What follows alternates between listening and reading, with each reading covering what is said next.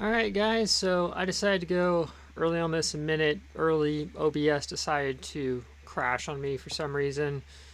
So, we'll see. I'll give you guys a minute to get in here. I know it's not live yet. Let me share it around as well.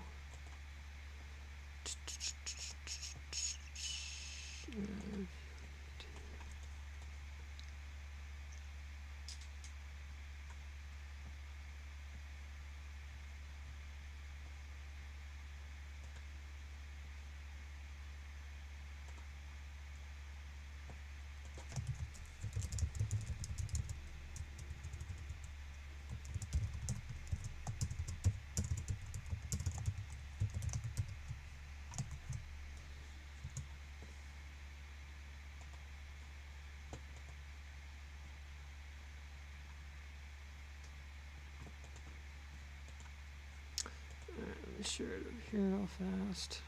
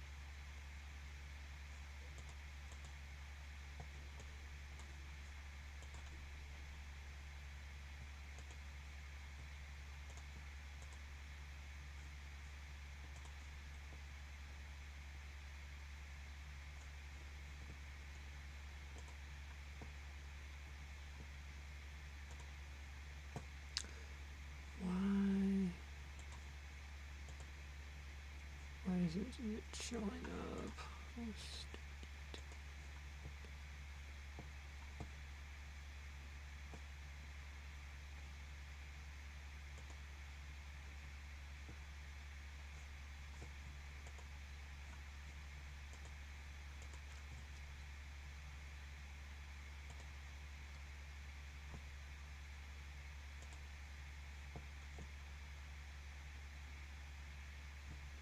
Alright, is it live? Comment below if you guys can see or hear anything. I'm trying to figure all this out. Stinking YouTube's kind of a pain on my end. Hey Jeff! Oh my gosh, almost 100 in Maryland. Let me find out what it's like over where I'm at. One sec here. Want to make sure the link I yeeted out is actually the correct one, because I don't trust this. No, it's not the right one. Oh, darn you, YouTube. Okay. One sec, guys. Sorry, things are a mess. Okay. Alright. What is the weather like where I'm at? Let me get in on that real quick.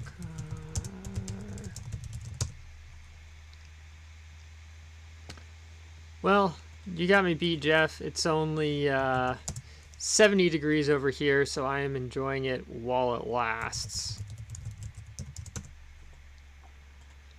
So, okay. So, what's the concept behind this whole, live stream thing? I'm going to be honest, I'm not a huge fan of live streaming, but at the same time, I figure it's a great way for me to, interact with you guys. I know some people enjoy it more than others, things like that, and you know what? That's awesome. That's great. In this case, I put out on both Facebook and Twitter doing a live show. If you guys have anything you want to see. So one of my friends commented that she actually wanted to see me kind of talking about some upcoming trips and stuff, which I think is actually a really cool idea. So I'm going to see if OBS crashing right before I try to do this screwed anything up or not with the screen caps that I had. Let me see real quick. Yeah, I messed it up. Give me a sec here. I'll have to adjust it, but no, it won't let me. Okay, darn.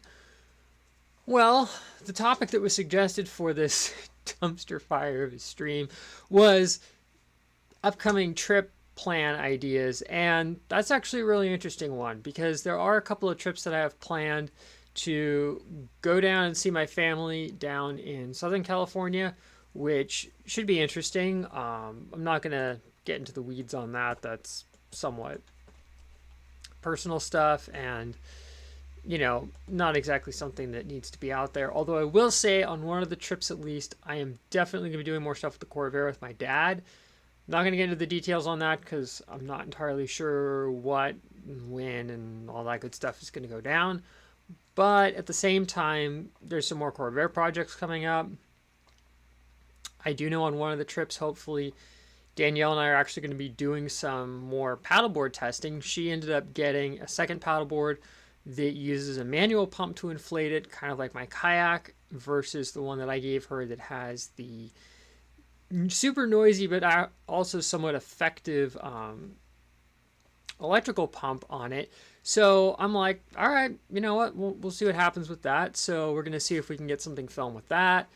Not entirely sure if we're going to do like a side-by-side comparison or who knows. With us, it's like we'll turn the camera on and what becomes of it becomes of it. But I will say coming up in October, one of the events that we are going to is the Albuquerque International Balloon Fiesta, which is super duper awesome. I put that into the chat if you guys want to go and check it out. It's a huge ballooning event, and in short, when we went out to Carson City, Nevada for Nevada Day, we knew that there was a potential for hot air balloons, weather permitting, and going to watch those was super duper awesome. Oh, my dad just got in the chat. Dad mounted tires this morning and is very close to moving the Corvair for the first time in 28 plus years. This definitely is going to have to be filmed. We are definitely filming this. When I go down there, if we do manage to actually get the thing to move and also hopefully stop under its own power as well. So that's super exciting. So going back to the Balloon Fiesta thing, the backstory on that was Danielle thought it was super duper cool that we got to see the hot air balloons taking off during Nevada Day. And I had mentioned, oh yeah, as a kid I watched that show Extreme Machines, and they did a whole episode on balloons, and they actually did one on the Albuquerque Balloon Fiesta, which was really cool. And it was like, you know what, that'd actually be kind of interesting to check out. So while we're out there in that area, we're not just going to go for the Balloon Fiesta, which is like a whole week-long event. We've kind of broken the trip up, so we fly into Albuquerque, do the Balloon Fiesta a little bit. Then we're going to actually leave Albuquerque and head out towards Grants, New Mexico, which we drove through on one of our on our Southwest road trip. And there's a really cool uranium mining museum out there that I really wanted to check out, but sadly it was not open the day that we went through there. If anybody knows the story about that, we spent pretty much all of our time at El Malpais because I saw a sign that said El Malpais National Monument and went, well, it looks like the visitor center is open. At least there's bathrooms we can use.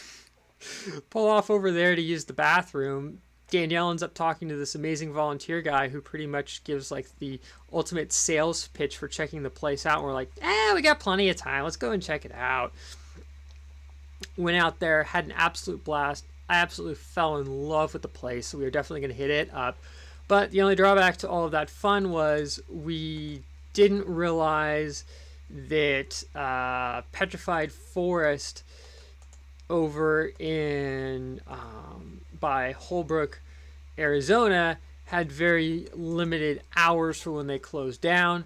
So we literally rolled up there like minutes before closing time, and to the guard at the gate's credit, he let us in with like 10 minutes to explore in there. I think he felt bad for us when he saw our license plates and went, oh no, these poor people probably just drove all the way from California to check this out. We still got to see a little bit and went, wow, this is really cool, but we are going to actually go there and do that. And I do appreciate the fact that we're not just going to spend a whole week doing the event, because honestly, that would just be super overwhelming, super burn us out. So we are definitely going to do that. And then we're also going to snake our way more, hopefully, into the northern part of New Mexico as well. The time that we did the road trip, we only went to let me remember, Carlsbad, and then dipped down to Texas for a few minutes to say that we did it, and then went up to Albuquerque, and then from Albuquerque went over to Flagstaff. So if you guys have any suggestions for things to see and do in the Albuquerque, Santa Fe, Grants area, be it model trains, full-size trains, science centers, museums, restaurants, cool stuff to look at, zoos, aquariums, doesn't matter. I'm down to know about it. There is zero promise that we will see any of the stuff that's suggested, but I'm just putting that out there as if you guys have suggestions, we are 100% down, because we know a couple of really good things out there, like there's a really cool shipping container village. I think it's called Green Jeans, that had a bunch of little eateries inside of it that we went to on our night in Albuquerque. I got to see the National Museum of Atomic Science and History, I think it's called, out there. Absolutely loved the place. It was amazing. But that's kind of what's up with that. That's not all the way until October, though. And there is talk about potentially doing a small group camping trip in November, somewhere in kind of the desert area of Southern California, but I'm not 100% sure if I'll be able to make it out for that event or not. But that's kind of, stuff that's upcoming with that. But because the Balloon Fiesta is such an expensive event for us to go to, flights actually were not that expensive for us on Southwest. I think it was like under $300 each way, flying from, in Danielle's case, Burbank. In my case, I had to fly to San Francisco, which I hate San Francisco International Airport, but I will do it. I'll survive it. It is what it is. There's all of that. $300-ish each way on Southwest really isn't that bad, all things considered, being this is a major event and the price of everything goes obviously while the event's going on, which is another reason why we're not spending all of our time in Albuquerque, because obviously 1 or 2 nights, okay, we can pull that off. Spending a whole week out there with inflated hotel prices is like, we're good about that. So that's kind of what's up travel plans wise. I definitely want to try and make it back out to the Railroad Museum in Carson City again. That's more personal stuff to volunteer out there. It's just life has been very crazy, both good and bad, which I'm not going to get into on here. But my original plans of trying to make it out there and, get a bunch of volunteering time in and try and get certified to operate at least one of the motor cars. Much as I wanted to do that this year, it's not going to happen. But you know what? That's not necessarily a bad thing. There's always next year. So I kind of figure work really hard on this year, crank a bunch of stuff out, save a bunch of money. So hopefully next year I'll have more time to go out there and volunteer, do stuff like that, and go and visit places and do things. So, hey, Cat's in the chat. How's it going? Sorry if I accidentally yeeted out the wrong link. OBS crashed on me, which is what I'm using to stream with this right before the stream started. So I don't think it did the right thing. YouTube's live streaming is archaic. It used to be a lot easier, and then for some reason they got rid of some stuff in it, and it just went. So it's annoying. How am I doing? I'm doing pretty good. I'm gonna be honest. I am not a huge live streaming person. For me, it's way easier to just sit here and talk to this thing and do however many takes it takes and edit it up and stuff. But I also know a lot of people love live streams because they get to directly interact with somebody. So I'm trying to find a balance between maybe doing a once a month live stream if people are into it. If people aren't into it, I will not be offended at all. If it's like, you know what, it's a cool concept, but not really worth tuning into, that kind of thing. So I'm kind of just feeling this out to see what you guys want to know about. I was just talking about upcoming trip ideas, which was a suggestion. There's other suggestions like projects, opinions on things, favorite places I visited. Kind of keeping the floor open for various topics of discussion to make it more kind of like a little, hangout with you guys. Because let's face it, I didn't make it to Open Sauce this year, which was the really, really big event that William Osman and I think Backyard Scientist and Alan Pan and a couple of other people, I don't even know who all was involved in it, did. I wanted to go to it, but some stuff came up earlier in the year and I was just like, you know what? I'm good. I'd love to go, but I don't see that happening. So much as I wish as I could have gone, I didn't. Let me just reply to a message on here really fast.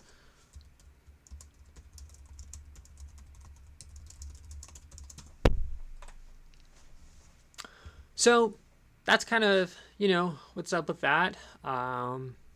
Anything new with you guys that you want to put in the chat? My dad mentioned that the Corvair that he's been working on, that I did the video of firing it up for the first time in like 28 years, took off on the YouTube channel for a while with, which was really cool. That thing's very close to moving, which is a very momentous occasion because that thing has sat forever. All my childhood, it just sat there. So seeing that is great. Maybe I'll get my dad to also go on camera and share some hilarious animal stories that have occurred inside the vehicle. Or he can put it in the chat if he wants, if he's still there. My friend Jeff is saying it's almost 100 in Maryland. It's like low 70s out here, which is great. Which is nice because I was actually able to get some laser cutting done as well. I have to be mindful of the ambient temperature because that will partly affect how fast the water reservoir for my laser cutter, because it's a water-cooled tube, will heat up. And past, I figured out that according to my research, 80 degrees is the maximum that I can safely run the tube at. I try to hold it more towards 70, 75 if I can avoid it. If it's a really quick job, I'll run it at the higher temperature. The problem is, as I understand, is the higher the temperature the tube is at, the more active the gas is inside it, which means it's putting out more power, but it also means that the gas inside will break down quicker, therefore reducing the lifespan of your tube. So you kind of got to find a balancing point between getting the power out of it, but also not burning the tube out really fast because you're just, burning up all the gas inside. I'm not a laser physicist. I'm paraphrasing what my boss told me, who has a PhD in laser physics. But the point is, you don't want to overheat the tube. It's not very good for it. So I am working on some novel concepts to potentially use cold ambient nighttime temperatures to help drop the tank temperature. So if I do go to run it the next day, or if it's quite chilly outside, I can use that to my advantage, but I'm still figuring that out. A video on that is a ways out, so that's all I'm going to say on it. I don't want to say, oh yeah, here's the idea, and then like half my great project ideas, they never come to fruition. So definitely don't want to do that. So let's see. Oh, one thing that's really cool is, where did the box go? I am not sure if this is going to become a video or not, strictly because of time reasons involved with, and also linking up with people who are capable of doing the painting for me. But a while back, my friend Mike did some really cool, sorry if the laptop's camera isn't focusing the best, did some really cool resin prints for me. This is what's called a hit and miss engine. These were used a lot, and I think in some cases they're still used to this day to power things. I found the file for this on Thingiverse. It was designed in pieces, so what I did is I came along in Fusion, and I did my best to put it together into an engine, and then I sent it as one piece, sent it off to Mike to print, and it turned out really, really good. This is about 1/20th scale. So here's a 1/20th scale person for scale. These came in all different sizes, so I will potentially use that either as a railcar load or just sitting in a corner like it's, you know, ready, waiting to be worked on, something like that. But that's a really fun project. And then one other thing that he worked on is I found these really cool pack mule, pack donkey designs and went ahead and downloaded it and had him print them up. This one's interesting because it's definitely set up kind of like a miner. So you've got, you know, your containers, you've got your sleeping bags.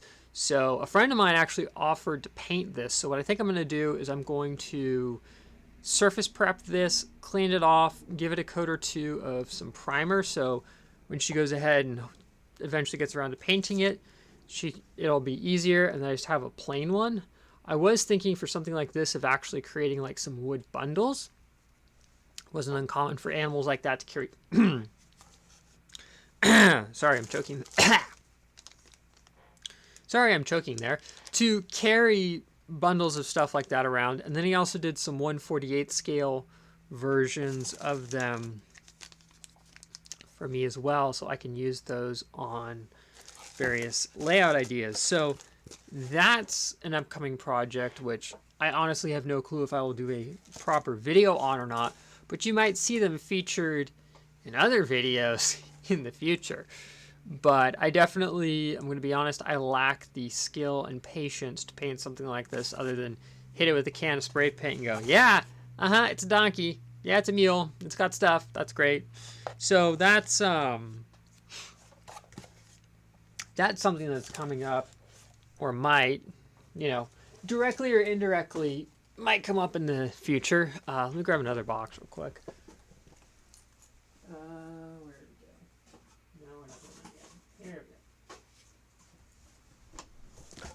So this is something that I honestly haven't done a video on yet, strictly because every single time I shot the video, I came across as like a super angry person. And yes, my annoyance when you hear the story will be very well founded, but at the same time, it's not the kind of look that I wanted to give off either, if you understand what I mean. So what happened is a while back, let me actually call up the receipts, if you will, on here. Okay, where's Shapeways?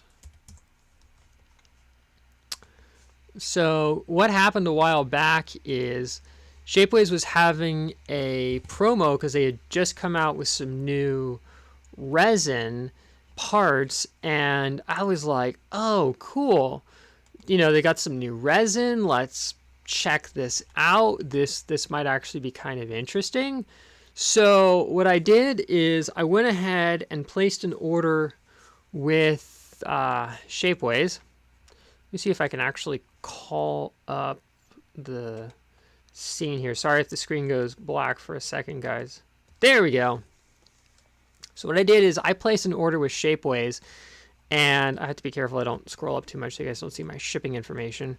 But what happened is I put the order in with Shapeways, and mind you, this was not a cheap order. We're talking $20 to over $30 prints in most cases. So I put the order in. There was also a discount on the resin part, so that saved me a little bit of money, kind of knocked the tax off, but the shipping was nuts at $12. So ordered all that up, and here, let me pull it back to that. So when did I order this? I ordered this on April 22nd, and then it shipped on May 2nd. So, okay, great. Yeah, you know, ordered the parts. They shipped in a reasonable amount of time. I'm a very happy camper. So waiting. The problem is, the reason why I'm very annoyed with Shapeways and their $12 shipping is Shapeways doesn't just use straight UPS. They don't just use straight FedEx. They don't just use straight US Postal Service. No. What Shapeways does is they hand the package off to UPS. UPS then drives the package to in this case, the post office in the area. Depends upon if, if you're in another country, what your local courier is or something like that.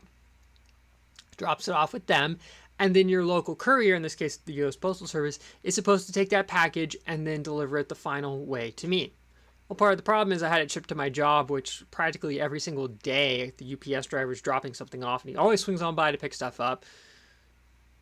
Okay, great. Why are you doing it that way? So the problem arose when the package got handed from UPS to the U.S. Postal Service. I'm not going to pin blame on either party. I genuinely do not know who was at fault here.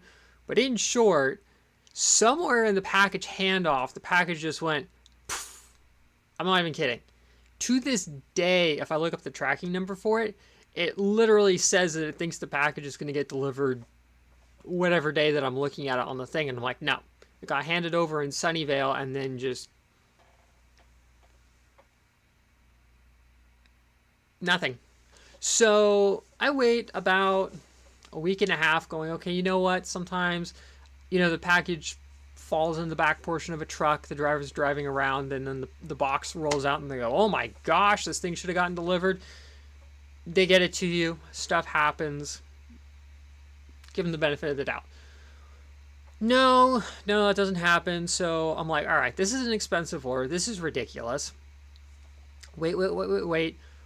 Finally decide to contact Shapeways and be like, hey guys, what's your guys' lost package policy? So send that off with receipts, if you will, showing, here's my order number, here's a screenshot of the tracking, all this other stuff. I even explained I had it intentionally shipped to my work address, which is a business address that has somebody there 5 days a week minimum. What's going on here? Trying to make everything work as good as possible. Well, get back a really long, convoluted email trying to tell me how tracking works, and I'm like, dude, I just asked what your package policy is. I didn't ask how tracking works.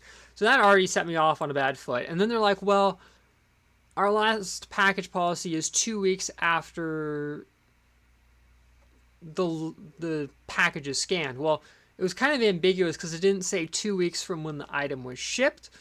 So I just interpreted it as 2 weeks from when the package last got scanned and nothing else happened. So over 2 weeks goes by from when the package didn't get scanned.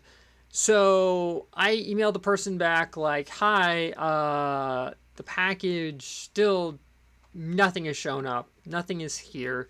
No tracking updates. What do I do? And then, I think I intentionally said, what are my options? And I intentionally said that because I wanted to see if Shapeways was either going to be like, hey, we're really sorry your package got lost. Do you just want to take a refund on it and we'll call it good? I was honestly at the point where I was just willing to take a refund on it and just walk. And just be like, do a video about Shapeways lost my package, took a refund, have a great day. Well, get an email back from the person. I think they're over like somewhere in Europe. Get a package in the middle of the night, my time, from them. Hey, sorry to hear about that. We just put your order back in production and hopefully you'll get it. And I'm like, okay, I really don't want to deal with you again to say, can you please cancel my order and refund my money? So I ended up getting the prints, and in retrospect, I think I'm actually happy I did that because I do want to do a comparison on a couple of the materials that they offer, being the SLS, the white, strong and flexible, and the multi-jet fusion. So am I happy that I eventually got my prints? Yes. And am I going to order from Shapeways again in the future? I really don't know. I think one thing I will say is if I order from them in the future, if there's a comment section, I'm going to tell them, I have a terrible track record with your shipping, be it either packages coming in destroyed. A long time ago, there was the Simplex prints that I ordered that literally looked like they got run over by a truck. Thankfully, my friend Larry was able to take those, and he traded me a finished one for those prints because he does 1/48 scale war dioramas. Those fit in perfectly, so he was practically like, Calvin, I will trade you for those. And I'm like, Larry, just take these cursed things off my hand, sir. Which worked out really good. It was still frustrating, though, that the package showed up like that. And yeah, so I hate to say it, it's frustrating. I mean, the thing is, it's like when I order from, did I have a potato box? yeah, here I won't show the front because it's got my shipping address on it. But when I order from the fine folks at Sculpteo, they just send it straight UPS to me, and it works fine. So go figure. Oh, speaking of Sculpteo, I also got some, what's that? Oh yeah. Have I even seen this yet? Can't remember. Problem with having too many prints coming in for videos and stuff. But here's, I'll take it out of the bag so it's not all blurry, but here's a Sculpteo print of a little box cab. Wow, that is blown out. It'll be in a video, but I've got a comparison video of these coming in, and I think it'll be interesting to legitimately compare the two, especially when it comes to surface quality and things like that. Yeah, this guy's getting torn. Not that it matters. Sorry headphone users in advance. Definitely a RIP headphone users moment. Why would they use that over a resealable bag? Huh, go figure. But this is pretty cool. This is a multi-jet fusion box cab shell. That's, hey, what's up, R&R service HO scale model railroading. How's it going? Just showing off some prints that I got in recently. This is a box cab locomotive print in multi-jet fusion from the fine folks over at Sculpteo. Turned out pretty nice. I had them do what's called polishing on this. So, oh, I didn't realize that there was that going on. Interesting. I'll have to look at that in the file. Oh, thanks. Yeah, this is, I don't know how familiar you are with Malcolm Furlow, the, I would say, pioneer of narrow gauge model railroading. He, I would say, is very influential when it comes to that sort of stuff. And in my case, at least, I loved his little box cabs. So I was just showing, I'll show him again in a minute, some 0-18 ones. So I've done, he had one that was a 4-window and one that was a 2-window. So I figured to pay homage to him, I would love to do a 2-window and a 4-window, kind of like a little consist. And this uses the Bachmann ON30 Davenport chassis, which I have way too many of. I was thinking it'd be really fun to have my own little version of that, you know, running around as a consist on a layout, sitting on a shelf, kind of my way of paying homage. And for those model railroaders who understand it, they would get it, which I figure is, you know, kind of cool to do. So what I also did was, as part of a test series on different materials, I've got, this one is SLS nylon. Oh, you can't see it. Darn. I did an 0-18 version of it. Here we go. We'll look at the multi-jet fusion one so you can see it better.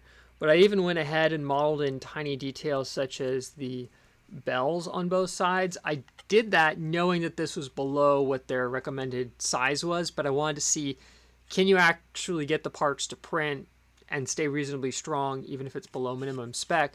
But the idea is you could have either these running by themselves or as a consist, something like that. So these are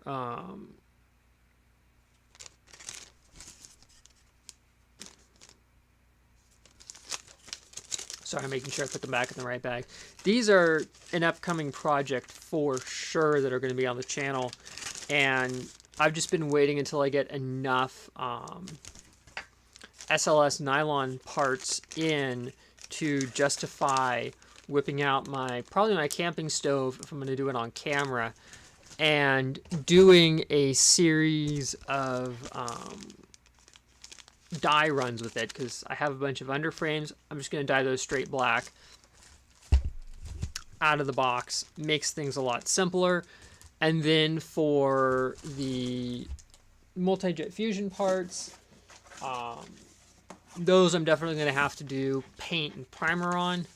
But I went ahead and ordered up a whole boatload of the underframes, so I'd have enough. It was cheaper to just link them all together, dunk them in a dye vat, call it, snip them out, dunk them in there, call it done. Then I also have a couple of other things. This is one of the very first, it's all blown out, dang it. This is a model of the very, very first real true 3D printed model train that I ever made. And this was back when I was using, I think it was NURBS 3D, which actually was local to my parents back in the day, to do a lot of polyjet printing. Kudos to him. If you're ever watching this, I forget your name. You were amazing taking on those prints for me. I'm talking things that Shapeways wouldn't even touch. He was more than happy to do. So I remember, I think it was, yeah, it was right around Thanksgiving. This was back when Danielle and I filmed what became my coming out of the water intro video. We literally met up with him at the Starbucks in Newbury Park. Pretty much hands us the prints. He had to split. We had to split. We go our separate ways, and I literally get the parts, and I think like that night or the next day, I'm literally painting them, throw everything in my car, run up to, I forget what model train show it was, and I had the train running around, and people were genuinely amazed when I told them, oh yeah, that train is 3D printed. And this is back when 3D printing was still kind of, not necessarily it's in infancy, but it was, you know, it was still a very new concept. So that was really cool. So I kind of wanted to make my own version of this. I'm not 100% sure if I'm going to keep this ON30 or if I'm going to make it ON18, which is 18 N scale track, like the box cabs, but we'll figure that out. And then I also have, can't really show it super well because it's blown out, but I also have these really, really cool little flat cars that I came up with. These are probably going to have a load on them, just so that way there's enough weight to keep them on the tracks, but we'll see. And then there's also, why is all this blown out? I'm really sorry, guys. Next time I'm going to use a different webcam, I promise. But this is a really cool model that somebody designed up in Tinkercad, I think it is. It's pretty much like a stationary power unit, like a Caterpillar engine. So I'm thinking what I might do is I might throw that in the dye vat and dye it some of it a dark color, and then do some weathering on it, and probably actually turn that into a rail car load to make it look like it's something that's been out in the environment for a while, getting hauled around. I think that would be really cool. And potentially I might make that or something similar, kind of like a traveling item. That's something sometimes people in the model train community will do, is they'll have, you know, a little something and they'll hand it to one person to be like, hey, do you want to take this and, you know, carry it around and do stuff with it, and then the next person hand it off to somebody else to take some photos and videos of it on their layout. It's kind of a cool way to, you know, have it experience different things. I tried doing that with the camera car and got some good video, which I need to do something with at some point, back at one of the East Coast model train shows, but, you know, things to figure out for the future.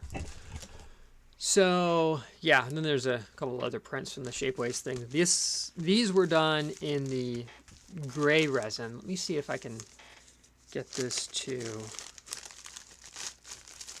show up without being blown out. So yeah, you can kind of see it.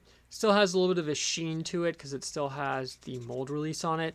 I've intentionally not done anything with this because I want to do a full video about cleaning, painting, prepping, and things like that. What I will say about the gray resin is I'm not sure how durable it is, but I will say that in terms of detail-wise and surface prep, this one doesn't look half bad. There is a little bit of surface striation on it horizontally. I don't know how much of that is just the waxy support material on here, but it is interesting. But I will say, for something this tiny, and fingers for scale, when I had it printed, it clocked in, this was a $33 print, So is it still $33? Let's find out real quick.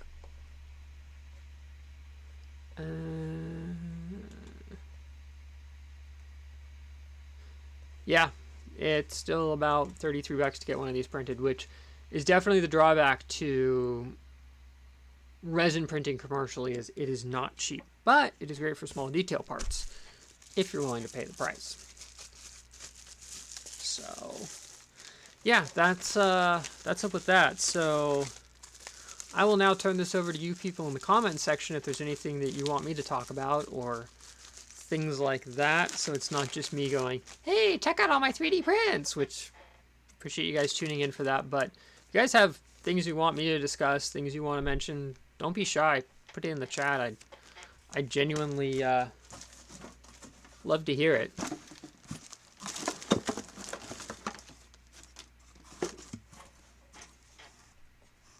Okay, thanks for tuning in, Kat. I know where you're at in the world, time is different, but I really appreciate you swinging on by to say hi. That's awesome. Have a good one. Just give me a sec here. I need to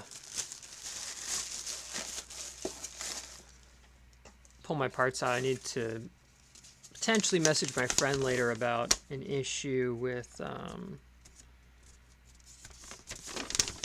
one of the prints. Yeah, I'll message him about that. Not so much to get a reprint as much as just so Sculpteo has it on record that keep an eye out for something. So R&R Rail Service said, I understand resin and filament printing. What was the other process you mentioned? Okay, there were two processes. Let me, well, it's not going to show up on camera, so there's no point in really showing it. There's this, which is the white blown out model in the bag. This is SLS printing. Shapeways calls it, let me call it by its correct name because Sculpteo calls it SLS. Shapeways calls it white versatile plastic.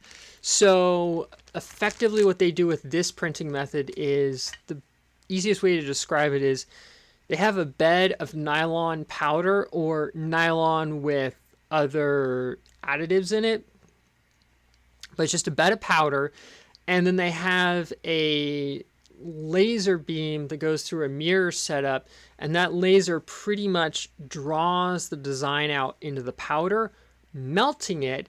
Then the bed goes down a tiny bit, lays a new layer of powder, rinse and repeat as necessary. The advantage of it is you can get things made relatively cheaply. It's a pretty commonly used method of doing things, which is nice. The powder is self-supporting, so there is no need for external support material, which is very nice. Let me actually throw into the chat really fast the material. So this was printed in their versatile plastic. Hey, what's up, Richard? Yeah, no problem.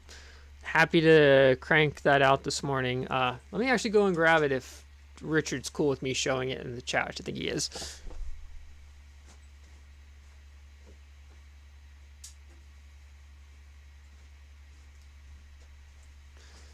So I have the parts. I'm not going to show them unless Richard gives me the A-OK, which you probably will. I just want to make sure.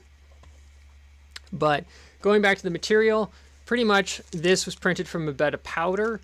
The other advantage of it is the fact that you can very easily dye the parts. So you just put them in a vat of dye, dye them. I have a video on it. Very good way to get large parts colored very quickly. In this case, for the roof, I could just mask that off and hit that with some black spray paint. The drawback is it is porous, so unless you seal it over time, especially the white version will get kind of dirty over time, things like that. It's still a good way of making things. I quite like it just because it is quick, but there's The method that I like to use predominantly for my train models is what's called multi-jet fusion. So that's what this is. This is pretty much, it's similar to SLS in terms of the fact that it uses a bed of powder, only in this case an inkjet head runs over that bed of powder, sprays a binding agent, and that's how you get these prints. So it definitely has the grainy surface that you have with SLS, but I like it because it's, quote, sealed, if you will, by the binding agent, which is nice.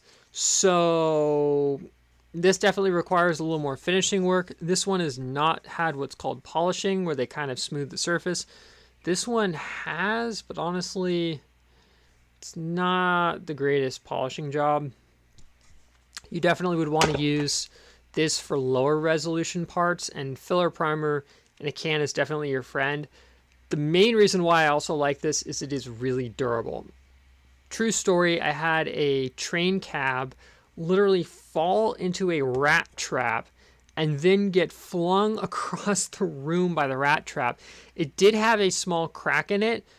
Put a little super glue on it, you wouldn't have known. So especially for items that are going to be traveling, going to train shows, things like that, I will take the slightly lower visual quality, if you will, in exchange for a much crazier durable part.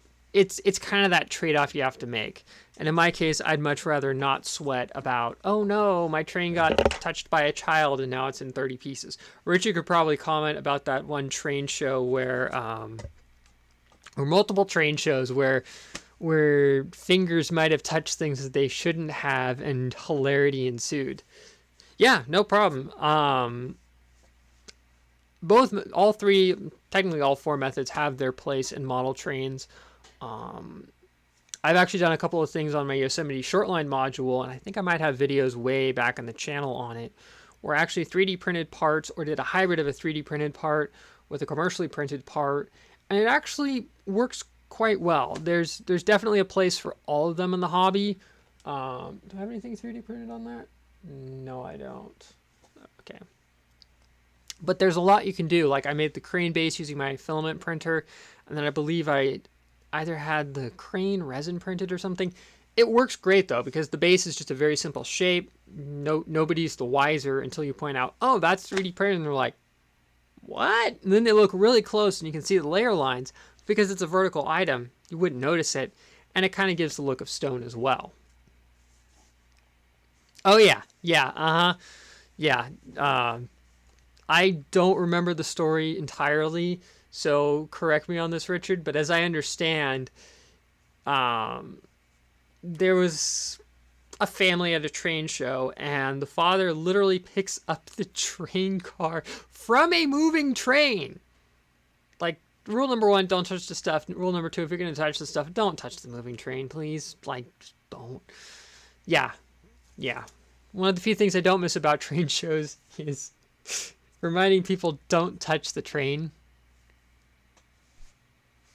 Just saying. There's other trains you can touch over there. Okay, it was the caboose. Yeah, yeah, that was great.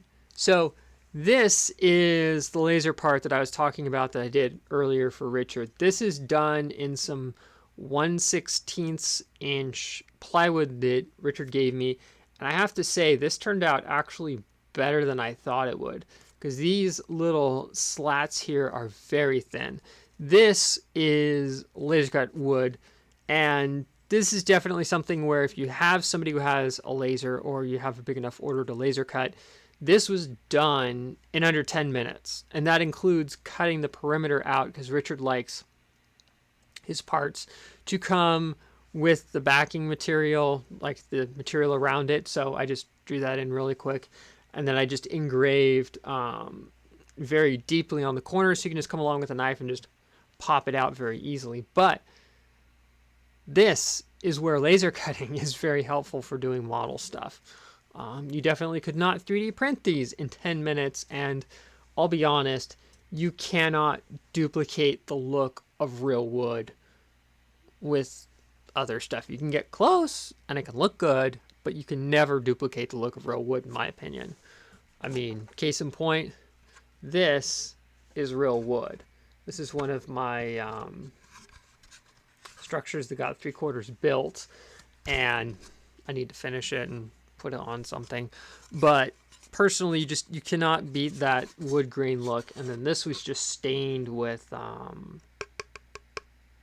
like some, I think, Minwax oil-based stain. I personally prefer the oil-based stuff because it also helps to seal the wood. It's somewhat humid over where I'm at, so that's definitely helpful. And yes, thanks, Richard. Yeah, that turned out really well. It also helps that the 16-inch plywood pretty much just takes one look at the laser and just vaporizes.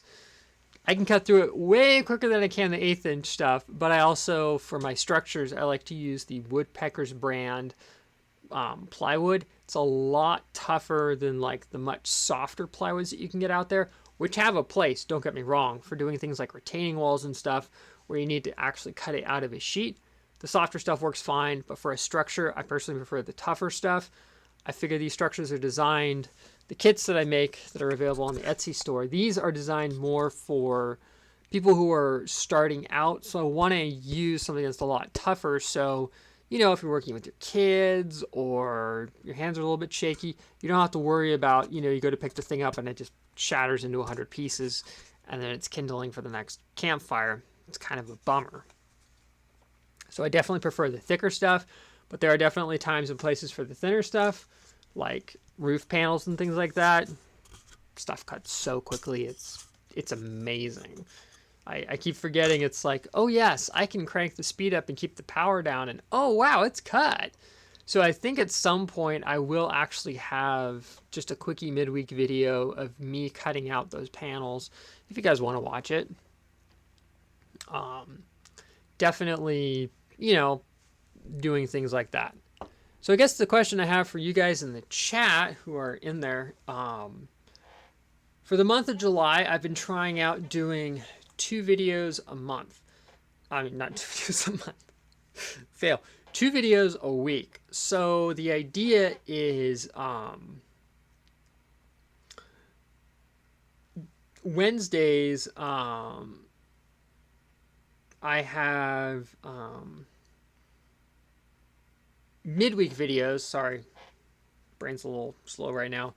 Midweek videos, which either are on a full topic or a preview of a upcoming topic, kind of like a shortened version, like when I did the video on hacking up the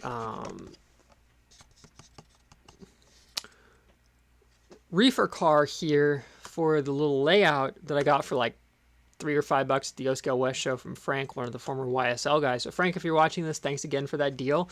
It was awesome, and I got other plans for the other one. But when doing something like this, it's like I didn't know if everybody wanted to do like a full-length video on this, so this was very easy to trim down to a quick video, some highlights. You do this, you do that, you install it on there, whiz bang, wow, it looks amazing. And then I got the longer video on it, but I will say that trying to crank out multiple videos a week is nice because it boosts, you know, my standing in the algorithm, and I can make like 5 extra cents, you know, that week on ads and stuff.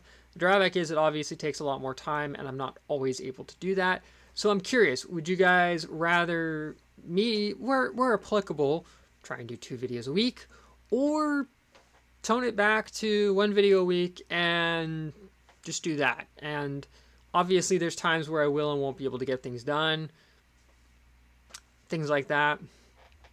Yeah, Richard, I try to get the videos out, I believe. Oh, what do I have it scheduled to? Let me look in my studio so I say it right.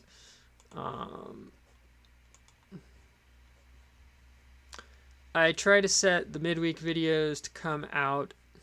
I set them to come out at 4 p.m. Pacific, so that works out to about 7 p.m. Eastern time. So I figure that way, you know, I can hit a larger time bracket. Saturday videos drop at 9 a.m. Pacific time, so I figure unless you're in Hawaii and you're still sleeping in, everybody else stands a good chance of getting in on it. So that's what I'm doing. Oh, thanks, R&R. Yeah. One thing I will say is, do I have the laser cut panel nearby? 1 sec, let me look for something.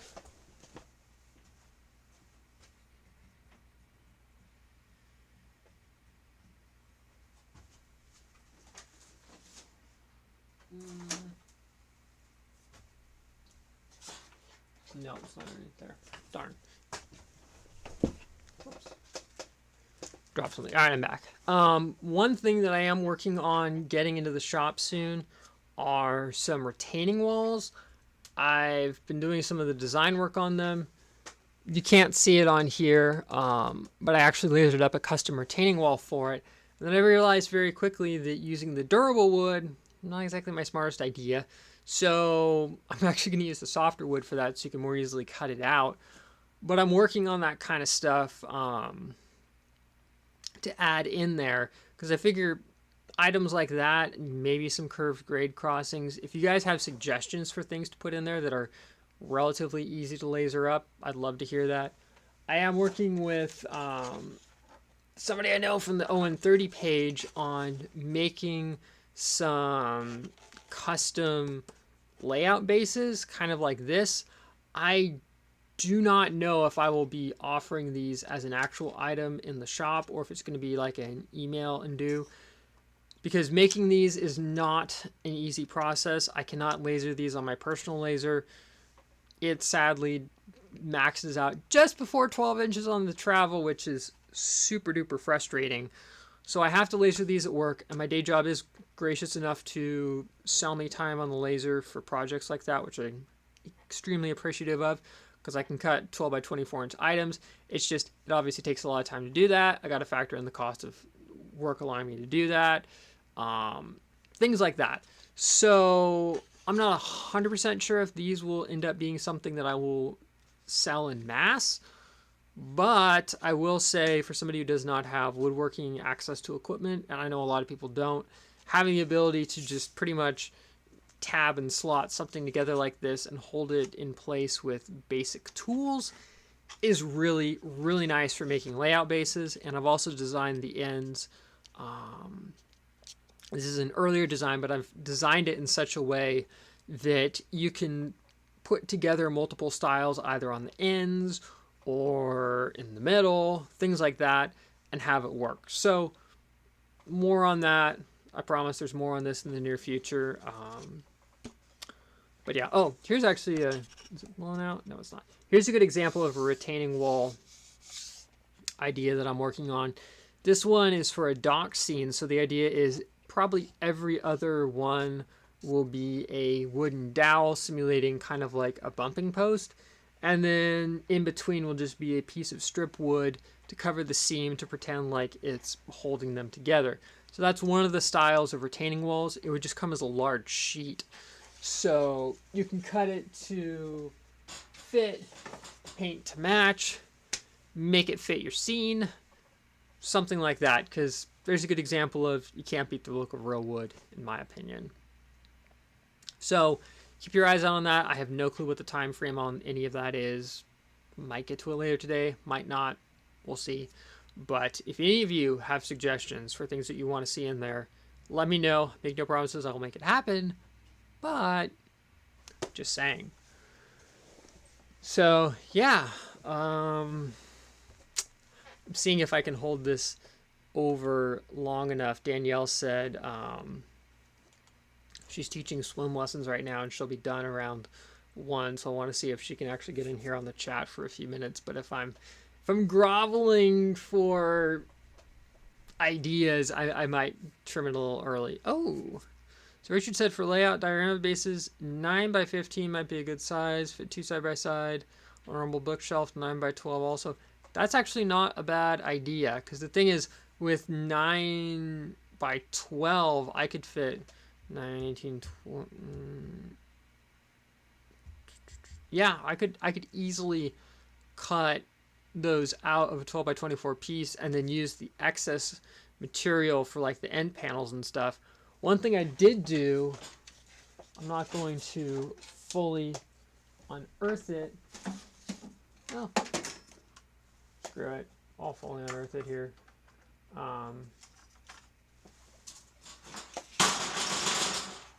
Ignore the junk on top. Some of this is going to you, Dad, if you're still watching this. There. This is... Dang it, everything's falling off. This is actually designed to be just under an airline's carry-on size limit for what I call the X and Y dimensions. So the idea behind this will have an external case around it, but the hope is with something like this, you could either use it as it is or, you know, have maybe a couple of panels stacked together, something like that. But the idea is to have a layout that's portable on an airplane, or the other nice thing is I can fit this in the footwell of the passenger side of my 96 Civic DX without any issues. So this is another idea for something. This one definitely takes a lot of material. The bottom panel has to actually be cut in two separate pieces that then get glued together to form this. But I will say this thing is solid. It's a little chunky, but yeah. And I will say there is an upcoming video on a structure for this, and there will probably be some more videos on this. I've just decided to keep this as an off-camera project because I am notorious for getting train projects started that never go anywhere on camera. So I'm kind of trying to break the curse of that by not building it all on camera and then moving on from there. In the future, I might do a couple of videos that specifically get built on camera or even built on a live stream, but we will see if I ever do that or not. Last thing I need is 30,000 layouts laying around that are half-baked. Notorious for that. I don't want to do that. But yes, I will definitely look into the 9x12 idea because Richard models what's called TT scale, which I believe is 1/20th. 1 to 120, I believe it is, scale. And for his kind of equipment, you could definitely do a lot in either a 9x12 for a switching layout or 12x18, something like that. I've even thought about doing a small N-scale trolley layout. Yes, TT 1 to 1 2/20th, 1 to 1. I can't even think right now. Never mind. I thought about doing a small little switching layout actually in that kind of scale. Yeah, plus 0 Oh gosh, yeah. If you were willing to sacrifice your curve radius down to 5 inches, which I know for a fact, knock everything over, one of these Davenports can do, along with some short rail cars, you could do. It would be very compact and would probably need a custom turnout built for it, turnout or two, but you could totally do an 0 layout with at least a loop and one siding in 9x18 inches if you wanted to do a loop layout. And you could even do a switching setup in 9x12 if you really got creative and play with the hypotenuse. There's a lot you could do. The point is that definitely opens up a world of possibilities, so I will definitely look into something like that. The other suggestion that my friend had was to make a corner module, which I think is a really good idea as well. So you can, you know, butt the pieces up to that and go from there. But yeah, that's kind of where I'm at with those ideas. If I was to make smaller layout bases, I could probably do that on the laser. The one thing I will say is I also like using 1/4-inch plywood for the larger ones. It weighs a little bit more. It takes longer to cut, but it's a whole heck of a lot stronger, especially if you're going to have something that's portable. I'd rather sacrifice a little bit of weight for a lot more strength and not having to worry about, oh no, kind of like with the buildings, my thing broke apart. If I was to build a really tiny portable layout, say in N scale, HON3, HON30 technically, or even ON30, but it was not necessarily meant to be portable, as in it's not going to be flying on an airplane or it's just set up for myself, I'd actually consider using 1/8 inch wood. Kind of on the fence about that. I used to use 1/8 inch hardboard, but had some moisture issues with that, so I'm kind of phasing that out on my end personally. Arnar said he has a kit bashed HO130 trolley. He cut down an HO Brill trolley on an N scale GP7 chassis. Oh, that's cool. Let me see really fast if I can dig up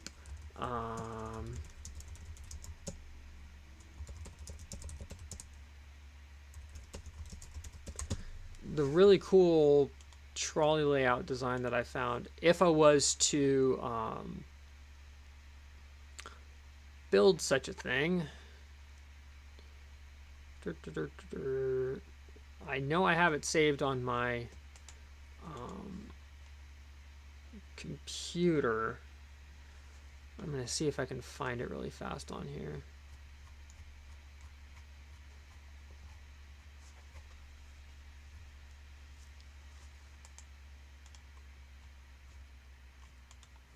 No, not it. Oh, where is it? Where is it? The joys of live streaming. If I can't find it, I will call it up on the computer.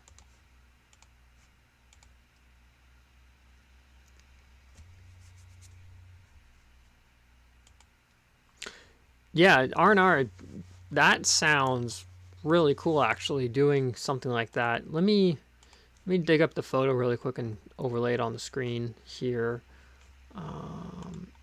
for the idea that I found that I actually thought was really cool. I literally have a whole folder on my computer of just layout ideas. Is it on here? Oh, I hope it is. I know it's on my phone. I'll put it that way. Dear. Dear.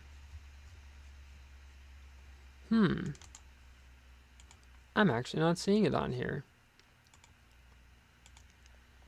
Yeah, Richard, you totally could laminate 2 1/8-inch sheets together. I just prefer to have a factory that specializes in doing that kind of stuff, do it for me. But that is totally a viable option as well. All right, you know what? I'm not seeing it on here. Let me see if I got it saved in my photos or not.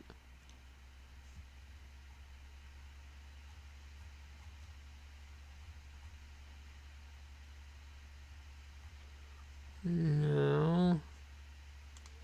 All right, let me see if I can find the design really quick.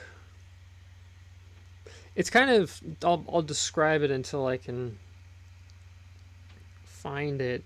The concept is actually really clever. There we go, Hidden Valley Traction Company.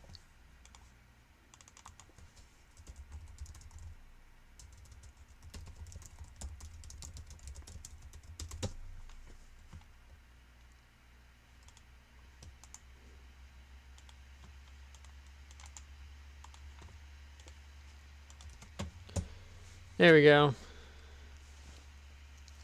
Yeah, I have, the thing is, there's so many good ideas out there, and it doesn't mean that I'm going to build every single one of them, but there are ideas when somebody goes on to like, hi, I'm going to build myself my first layout, what should I do? Once you kind of figure out what the person wants to do, you can kind of give them ideas, if you will. So what I really liked about the Hidden Valley Traction Company idea is it's very simple. It's just 2 reverse loops with a single straight track section. And it was drawn so you have a freight building and a co-op building, and then you have a car barn in the middle of one of the loops.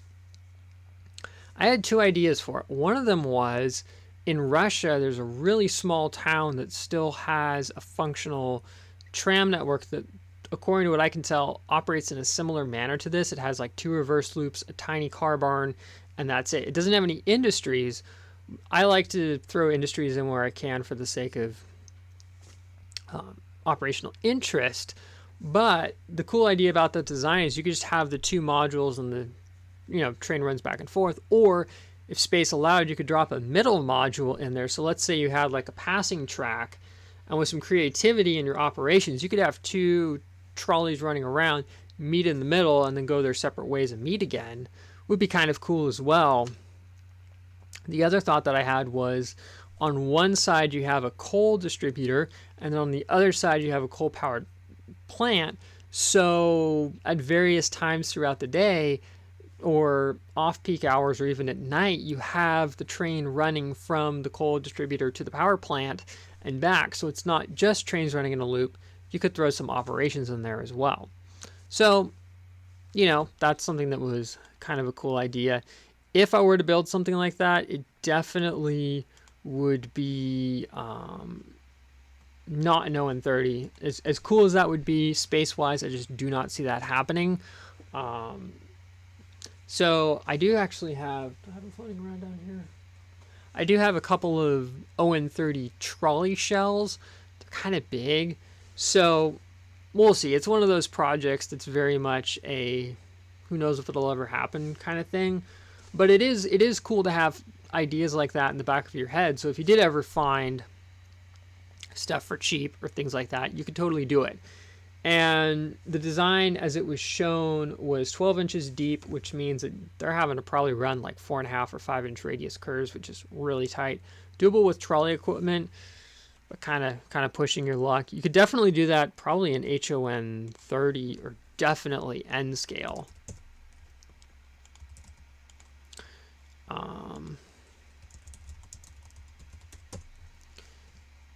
One thing that also I thought was pretty cool was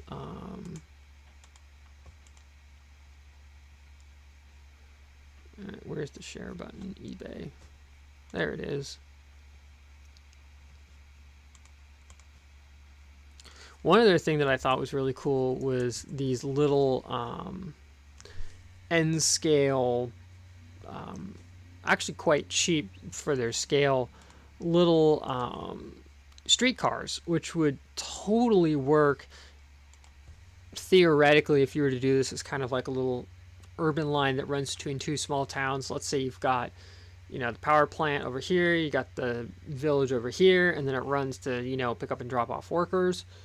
You kind of get the idea. There's a lot you could do with the idea, which is kind of what I like about it. But as I said, it's one of those, we'll see if anything ever becomes of it ideas.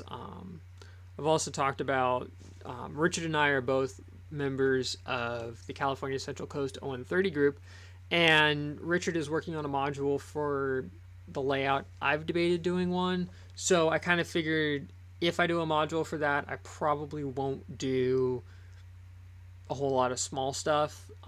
If I don't do a module for that, then I'd be more willing to do something for myself, but it's very much a feeling it out as it goes along kind of thing. So we'll see what happens with all that. But yeah, so that's kind of what's up with that. So you guys have anything else you want to discuss, or do we want to call it a day here and I go and get myself some lunch so I'm not totally brain dead?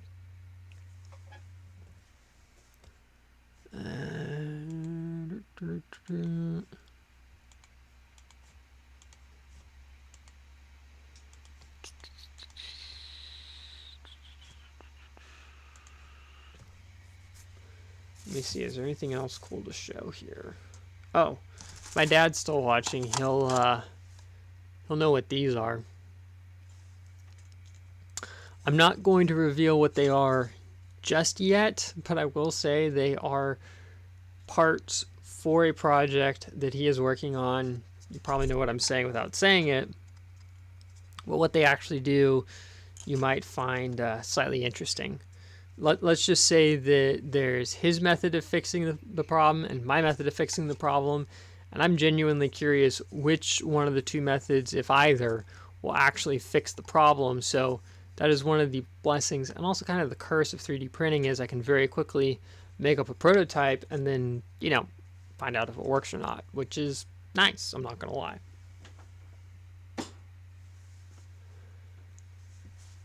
All right, well, I think I'm probably going to call the stream here. I'm honestly getting a bit hungry. I ate before the stream, but my brain is constantly running around like a crazy person trying to get things done. So massive thanks to everybody who jumped on the chat in here. We had Jeff, Richard, Arnar, Kat, my dad. If I missed anybody, really sorry. I think that was all of you guys. So, hope you guys... Oh, yeah. You're still here. Cool. Yes, I'm genuinely curious to see whose method is going to work out better. And the main reason why I did the 2 separate versions of the parts is one might work better than the other. Neither might work. But I figure I don't have a 3D printer down with you yet, so it's not like I can just whip up another part real quick to fill the void. And those definitely would not fit on the Thingomatic. Those would not fit on the Thingomatic that I have down there. And even if they did, it wouldn't really work. Yeah, no, thanks R&R for jumping in the chat. I say this in no disrespect to anybody when I say this, but the main reason why I don't like doing live streaming is because I always feel like I'm talking to a void. So it's really nice when there's actually people in the chat to kind of be like, hey, what's happening? Ideas, things to talk about. That's really cool. Really, really genuinely appreciate having that feedback there, because when I'm doing it with the camera, I can do 10 takes. Nobody's the wiser. When I'm doing the live show, it's a lot harder in that regard. So I genuinely appreciate all of you going in the live chat and playing along. It really, really helped. So I'm gonna tap out here. I'm gonna go get myself some lunch. I'm hungry. We'll just put it that way. So thanks everyone for tuning in. It's been fun. Well, let me see. I'll probably be seeing, yeah, you, speaking to my dad, will have those parts in a little over 2 weeks from now. So plenty of time for me to, work on any more iterations of it, which I'm not planning on doing, don't worry. But we'll see what happens. All right. I'm terrible at stopping this. I'll see you guys later. Peace out.